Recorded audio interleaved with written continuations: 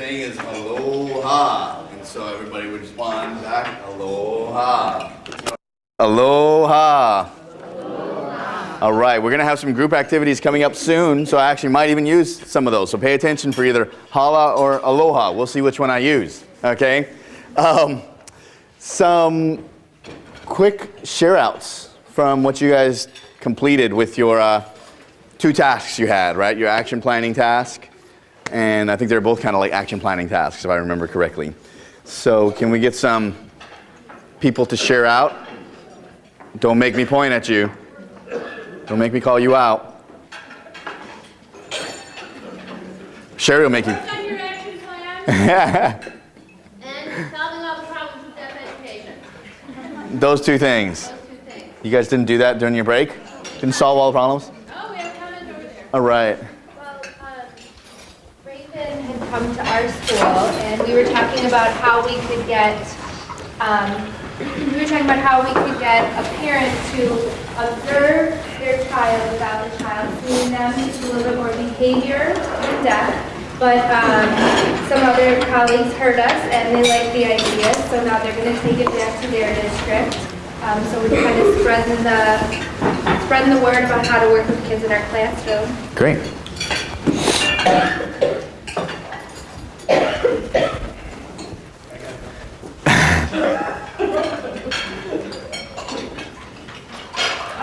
Anybody have anything exciting they're going to do this year to make sure they get level 4 behavior team recognition?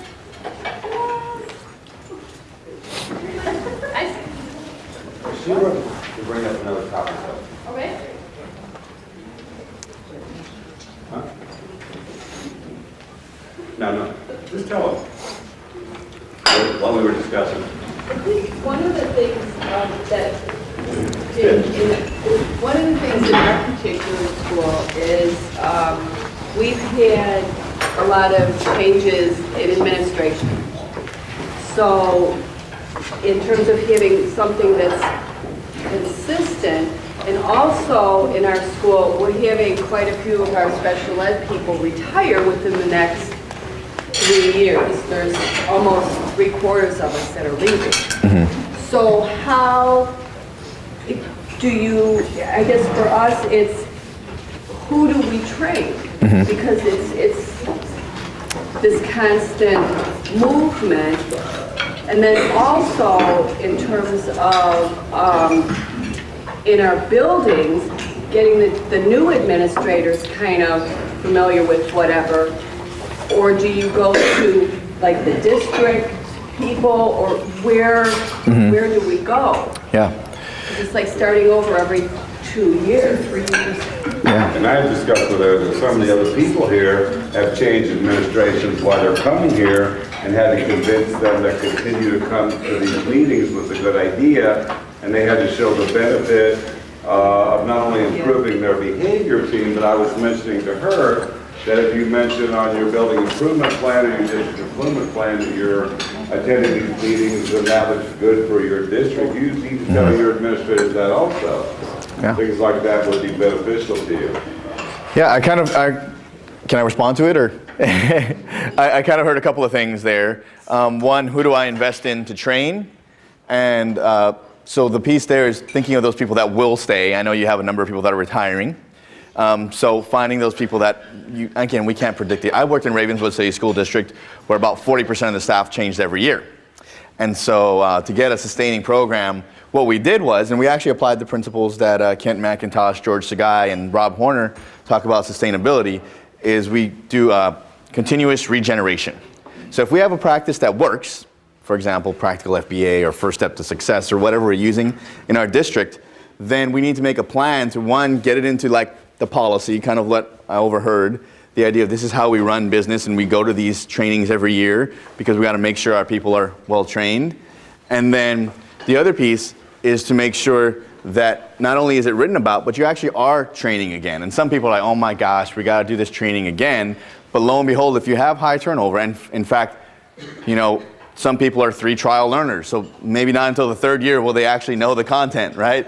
So we really encourage this continuous regeneration for a practice that works. If it's not working, don't do continuous regeneration on that. Find something that's working and evidence-based, and then implement that. But if it is something that's working, make sure that one, it's in your handbooks or whatever you have that everybody sees every year, and then two, that you're making sure that you're investing time to train people, because lo and behold, and the research that I've done as well around this phenomenon of sustainability, is that when you do that, one, it becomes their own. Probably if you guys continue to do this, practical FBA will look very different based on the way you guys do it, which is awesome. And it'll be your own, and it'll sustain the way you guys want it to sustain. And that's what we really see, is the idea that people make it their own, it works for their culture, and it works. Or it just ceases to exist.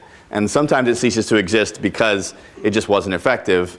But a lot of times, actually, things were effective, but it ceased to exist because the champions and the people left. And so that's what we saw. And so a lot of times they were calling us back and saying, can you retrain us? And we said, yes, but you need to identify 5 people. We're no longer going to do this train and hope that you guys stay around. You now give us 5 people that are going to stay, and we'll keep in touch with them because we don't want to waste your or my time.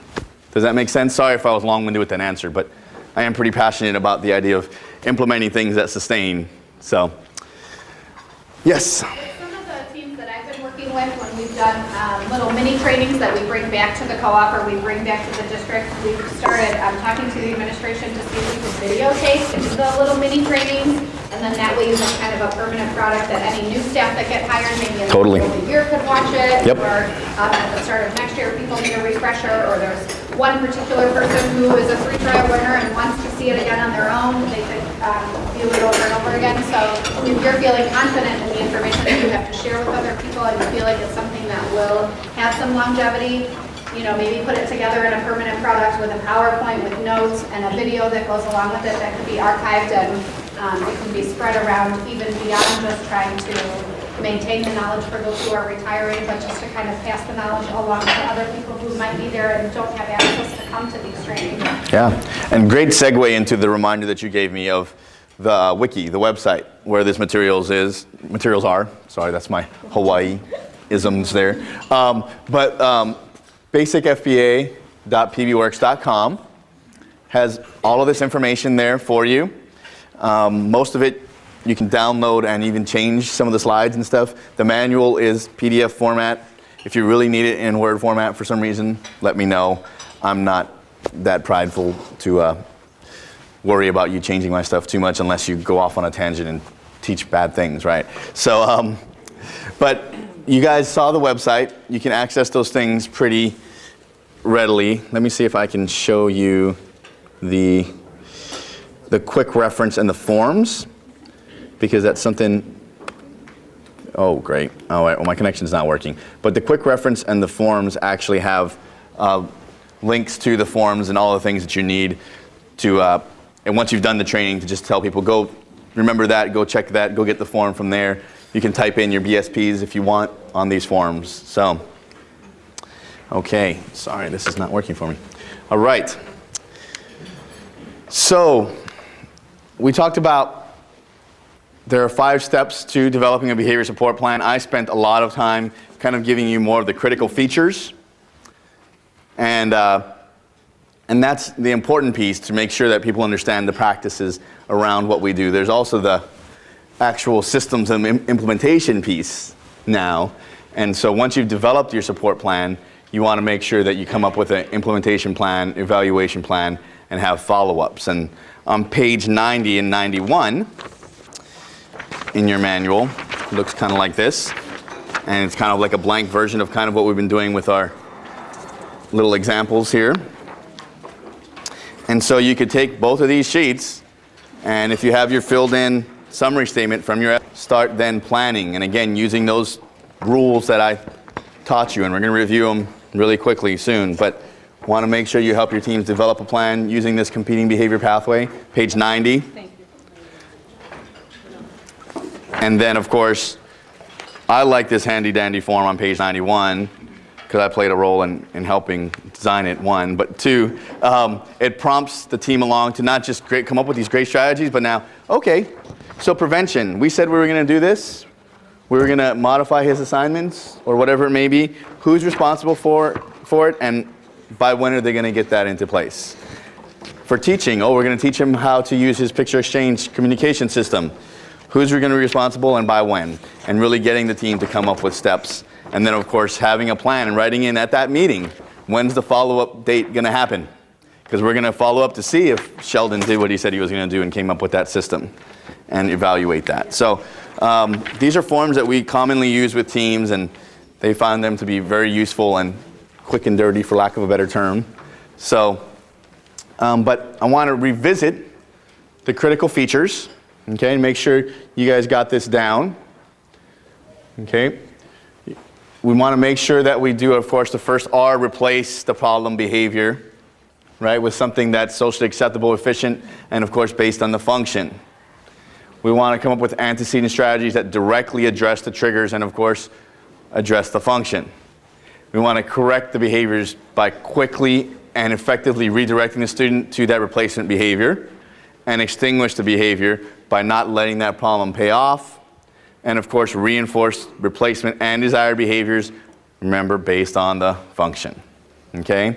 So those are critical features to remember when you're training people and of course working on developing behavior support plans for students. So this is Morgan, who we've been working on and did the examples, and this is kind of what it would look like if we put her on page 90. If we were sitting down in that team meeting and doing this process together, is now we would then have that replacement behavior, or sometimes called alternate behavior, there. And then what are the steps that we're going to take to prevent those, to prompt the desired behavior, teach the alternate and the desired behavior, of course reinforce the replacement and desired behavior, and then how are we going to prompt that alternative, and how are we going to make sure that problem behavior does not pay off. And so those great answers that you came up with, and they might look similar to those, but you definitely have to follow those rules. They might not be, because it might not apply. Got to think of the student first as well, but you'll fill those in, and that'll be then what forms your implementation plan for your teams. Does that make sense? So these critical features actually play a role in coming up with the behavior support plan. I've provided for you all on page 75 and 76 kind of some examples of, based on the function, what are some strategies. They might be hard to read here, but on 75 and 76 they're pretty big. Page 75 is for attention-seeking behavior. What are some possible antecedent strategies here? Behavior teaching strategies and consequence or reinforcement type of strategies, responding strategies. Okay? And so I'm not going to go through all of those, but that is a good little reference to help trigger some ideas for you all. Again, it'll be different based on the student and the situation. On page 76 is one for task avoiding. And there are some strategies for that. So just kind of, again, a quick reference that you can use if you're a little stumped of what are some antecedent strategies I could use for students who are task avoiders. Okay? So we talked about behavior support planning, the implementation plan. I quickly ran you through page 91. So as a team, once you filled out that page 90 for Morgan, like we kind of did for the last hour, you would then fill in what are the tasks, who's responsible by when, make sure you get this down. Ask about safety, because if there's safety isn't, make sure that we have a plan in there to support the student and of course staff members and other students to be safe. We don't do this in isolation, and you guys know this probably already, right? There's research and of course good practice involved that we want to make sure that we work together as a team. And of course make sure that as a team we also give people tasks, because what I've noticed is sometimes teachers stop coming to team meetings because they're not given tasks to do. And so they just say, well, just tell me what you want me to do, Sheldon. It's like, no, we need to give you some tasks, so then at least they get some buy-in and some ownership there. And of course, identifying a date to review the tasks. For evaluating the plan, I tend to run like a 2-week rule. So the day that we start that plan, I just write 2 weeks after that date and say, we're going to meet at that time, of course, based on schedules, but it's got to be close to 2 weeks there. And we're going to come back together and see, one, did we do what we said we were going to do? And then, how is it working? Is it something that we need to monitor? Should we continue modifying his assignments, or is that not working? So do we monitor it, modify it, or discontinue? And if we haven't done it, let's do it, okay? Let's do what we said we were going to do. And so walking through each of those tasks, and that's where the evaluation plan comes into play. Again, I usually do it for students who have problem behaviors and it's not looking like things are changing after these first 2 weeks pretty quickly. Then after this first 2-week meeting, I just schedule another 2-week meeting until we start actually showing we're pretty on the same page, and then we can do it after a month or a quarter or whatever. But until we, sorry, can I cross you? Until we get things in place, I usually do the 2-week rule. Go ahead. I like your 2-week rule. Great. However, what we run into is it didn't work today. Right. So we're not going to do it anymore. Right. And we're also going to sabotage your plan so that it never works. Mm-hmm. And then 2 weeks, truly, I know you all have the same thing. And then 2 weeks goes by and we didn't really ever try the plan. Right. So. Yeah. So typically what I'll do is, one, in the first part, really being honest in that first meeting when we're doing this, of like, are you really fine with teaching him how to use his picture exchange? And if they're like, I hate that plan, it stinks, I'll never use that board, that's a good sign that now I need to come up with a replacement behavior for the adult, right? Either I need to, work with them on using that picture exchange, or maybe even come up with a different idea that's very parallel.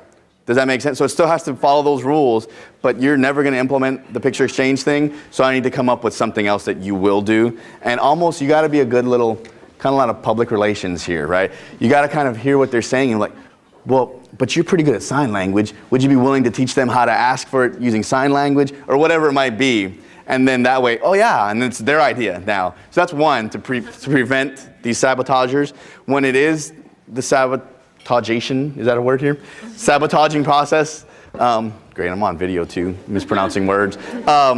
So if that is the problem, then you're gonna wanna make sure on the front end to kind of see what's the issue there, and kind of, I do a lot of discussion with teachers on, what is our goal here? And usually if you have that rapport, they're pretty honest, like, Sheldon, I just want this kid out of my class, and then we'll talk about that, and we'll talk about, well, how can we work around that? Because that, in my district, that wasn't an option, and they kind of knew that after a while. So I talk about, well, you know what? Let's do this plan. Let's get some data on this plan. Give me 2 weeks of your best heart or effort or whatever you want to call it for that teacher. And let's do 2 weeks. We'll collect data and we'll see how it goes. And so that's usually where we are. There are some people who won't respond to that. I say 80% of them do. So yeah, and that's where, having the administrator involved, because they kind of can see that, not tattletale. Is that an English word here? But go ahead and tell the administrator, but that they know that this is what's in place, okay? Any other, great dialogue here. Any other questions? Sorry, I'll walk around you. When it comes to behavior evaluation plan, let's see, you want to just, as I said, monitor, modify, discontinue. Ensure that interventions are being implemented, and data. On the front end, again, what data are we going to collect, and how realistic is it to collect the data that we're asking, and to make sure that we're collecting data on student progress. The follow-up meetings, I gave you my 2-week rule. And for the most part, I've worked with very hostile parents, teachers, students, you name it, right? And if you expect it, and it's kind of like a weird philosophy I have, but if you expect it to happen and people will come around after 2 weeks to get together, it'll happen. And so you have to kind of really work on that expectation, of course, in a respectful way, and one, to understand that we're coming here to help the student. And again, 80% rule, expecting it to happen 80% of the time, people come around because they also see, shoot, Sheldon's working his tail off here, and let's get something together for this guy, okay? Let's see here. So that's overall the end of my formal presentation. I got some permission from Sherry to let you guys take a little of a post-test. You don't have to take it, first of all. But if you want to, I'd love to see just kind of if you guys were able to learn this. I will not use this because I didn't get permission for any type of research purposes, and I won't do anything with it. And one, you won't identify yourself anyway. It's more for me to understand, did you understand these critical features? So if you're willing to take that test for the next 10 minutes, and while you do that, there's a front and back to it. And what's funny, it's going to look very much like Morgan and Jordan, except a little bit different situation. If you're willing to take that, and then what we'll do is then we'll break into coming up with a plan for how to train each other on this, okay? So if you want to take some of this. And again, don't feel, if you want to take it and then just not turn it in, that's fine too. If you want to take it and find out how you did, put your email address on there, and I will respond back to you, okay? Whatever works. Not at all, some, or all. I won't put it on the wiki because I'm going to be using it in October to test some other people, and if you give out the notes, they might get it right. Could you ask Jerry to send us an email? The test? All right.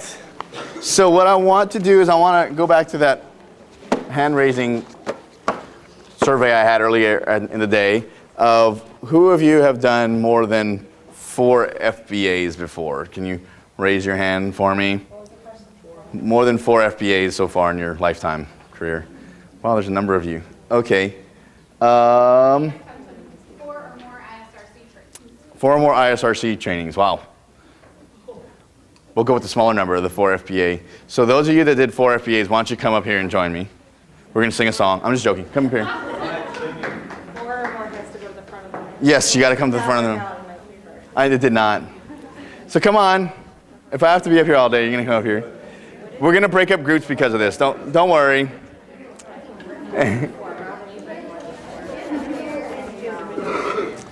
So how many do we got? Yay, yay. Woohoo. Not happy, just letting you know. We're just going to get people to go in your group, that's all. So we got 1, 2. 4 or more? 4 or more, yes, 4 or more. 4 or more. We got a... How many of you are teachers? Okay. All right, so this is what I want to do now is we're going to practice looking at the manual and going through the materials, but I definitely wanted to put you guys in some good hands. So these are the good hands, right? Not that you guys are not good hands, but so what I want you to do is I want groups of 4 to 6, no more than 6 in a group, okay? And at least 4. So find a person and join them as a group, and then I'll actually tell you what the next task is. But why don't you find a group first? Does that make sense? Go ahead, find a group. So you know what they look like, right? Move to them.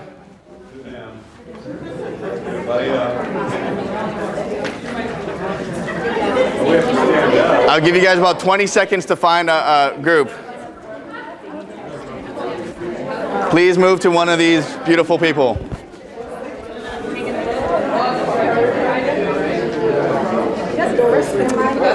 Does everybody have a group yet? We need somebody in that corner.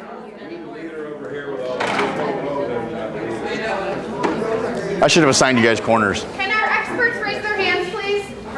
Find them, find them. And then give yourself a no. All of these people don't have a leader. I think we need one more leader over here. How many? 1, 2, we have 3 or 4 over here. Can we get one more over here on this side? And raise your hand again if it's your very first time here. All right, we need those people spread out. So you're playing both roles. I am. It's all right. I'll be able to help you. How's that? I'm sure you're going to love that part too. Jonathan saw that I did for a year. So. Good. I don't know about that. All right. So you found a group, I hope? Because it's important that you find a group because the next task is going to be based on that. So now that you found a group, what you're going to do is we have about 40 minutes. So I want you to spend 10 minutes choosing one of the 4 sessions that you're going to be a semi-know-it-all of that one.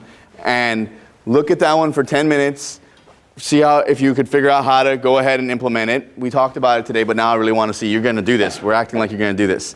So look at it for 10 minutes, prepare yourself, and then after that, we'll actually have you guys spend some time practicing giving it to one another and sharing it with one another. Does that make sense? No. All right, so 10 minutes. Okay, so this is group number 1, right? for example, you're going to do session 1, 2, 3, and 4. Okay? You're going to look at session 1 for 10 minutes. While she's looking at that same session, you're looking at 2 really well, 3 really well, 4 really well. Okay? After 10 minutes of reviewing that, you're then going to spend about 5 minutes saying session 1, and you're going to do a quick little delivery of to one another how that session 2 is going to go, and you're not going to get through all an hour's worth, right? But you're going to practice that one, understand if you know all the materials for those pieces. Does that make sense? Okay, so we spent the morning learning about sessions 1, 2, 3, and 4. So now in your groups, you're going to assign each person one of the sessions. Right. Each of you are going to look at your session, and then each of you will have a chance to teach one session to the rest of your group. Thank you, Sherry. Exactly what I meant to say. All right, so 10 minutes. Start choosing your sessions. Go. All right, so hopefully you're feeling comfortable with your session that you are assigned to be an expert in practice delivering. Okay? And if you haven't already, I want session 1 people to start practicing delivering their session to one another, and probably give you about 5 to 7 minutes, okay, to get that going, and then I'll call aloha, and then number 2 will go. And I know this is very fast, but just to get you oriented to the materials, to what you need to do to get ready to present them, the slides are in the back pages. So go ahead, session 1, in the next 30 seconds, get started in your training of session, or part 1, sorry. They used to be called session. Part 1. Ready, set, go. Okay, 2 quick little reminders for you all. The hard copy of the slides are here from page 110 on. Of course, in real life, you could go to the wiki and just get the session that you want to deliver. Okay. Number 2, now that we're going to move into session, or part 2, what you're going to do is remember you're going to have a checks for understanding at the end of the session that people have submitted to you. And so now going into part 2, you know kind of where your group is, if they understand this stuff or some stuff that you need to recover. And then you'll build in those reviews, and there are already slides to prompt you on that, but you don't necessarily have to do them if they did well, or you might have to do more if they didn't do so well. Make sense? So with that introduction, I give you part number 2. Go ahead and get started, and for the next 5 minutes or so, train your group on part 2. Right? And of course, you'll probably have done your checks for understanding, so you'll know if they know how to do it or not, and they're going to bring their homework assignment as well. And you'll see if they did the interview or not, and they'd be able to share what worked and didn't work for them, right?